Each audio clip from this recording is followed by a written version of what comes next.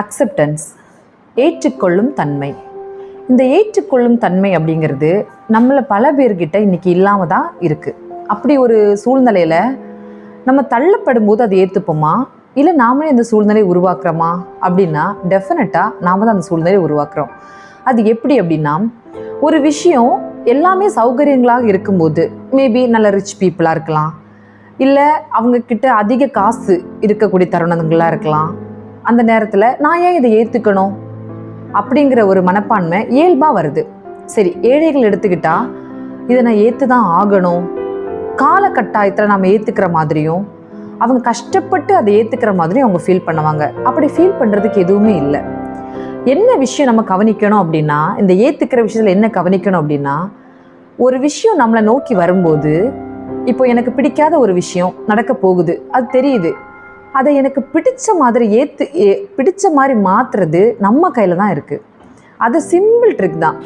சரி, இப்போ ஒரு பிடிக்காத வாழ்க்கை துணை நமக்கு அமையும் போது, எனக்கு இது எதுவுமே பிடிக்கலை, எனக்கு அப்படி இருக்காங்க, இப்படி இருக்காங்க, அது பிடிக்கலை, இது பிடிக்கலைன்னு 1000 குறை நம்ம சொல்ல தெரிஞ்ச நமக்கு, இந்த குறைகள் ஒவ்வொன்றையும் நிறைவாக மாற்றுறதுக்கான திறமை நம்மக்கிட்ட இல்லாமல் போகிறது தான் வருத்தப்பட வேண்டிய விஷயம்.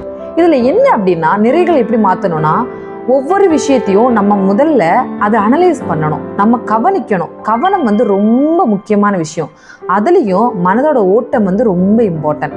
நம்ம கவனித்து இந்த விஷயத்த இப்படி வந்தால் இந்த ரூட்டை நம்ம இப்படி மாற்றலாம், ஸோ அவங்க இப்படி தான் வரப்போகிறாங்க, அப்போ நம்ம இதை இப்படி மாற்றலான்னு ஒவ்வொரு நாளும் முயற்சி பண்ண நம்மளோட முயற்சி ஒரு நாள் என்ன பண்ணோன்னா, நம்ம எது பிடிக்கலைன்னு நினச்சோமோ அது விஷயமே நம்மளே அவங்கள மாற்றிடுவோம். அந்த விஷயமே என்ன ஆயிரும்னா, நமக்கு பிடிச்ச மாதிரி மாறிடும். ஒரு அழுக்கான இடத்துல நம்ம இருக்கும்போது, நமக்கு இன்னைக்கு கண்டிப்பாக இந்த இடத்துல இருக்கணும்னு ஒரு சூழ்நிலை வருதுன்னு வச்சுக்கோங்க. எல்லாரும் என்ன நினைப்போம், இதனால ஏற்றுக்க முடியாது, இந்த இடத்துல ரொம்ப டர்ட்டியாக இருக்குது, நம்ம உட்காரவே முடியாது. இது நம்மளுடைய ஃபர்ஸ்ட் தாட். சரி, செகண்ட் தாட் எப்படி போகும்? அட்ஜஸ்டபிள். நம்ம அட்ஜஸ்டபிளுக்குள்ளே நம்ம மனதை கொண்டு வந்துட்டோம்.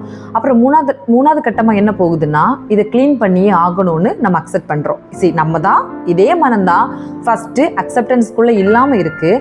அதே மனம்தான் சரி ஓகேன்னு தேர்ட் ஸ்டேஜில் அதை க்ளீன் பண்ணி நம்ம இந்த இடத்துல தான் உட்காரணும்னு மனம் ஏற்றுக்குது. இதுதாங்க லைஃப்.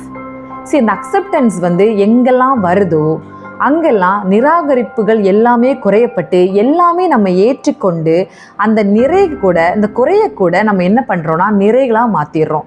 இதை தெரியாமல் தான் நிறைய பேர் இன்றைக்கி நிறைய விஷயங்களை இழந்துட்டு இருக்காங்க. ஸோ யாருமே இழக்க வேண்டிய அவசியம் இல்லை. கொஞ்ச நேரம் எல்லா விஷயத்தையும் அப்படியே விட்டு மைண்டோட ஓட்டத்தையும்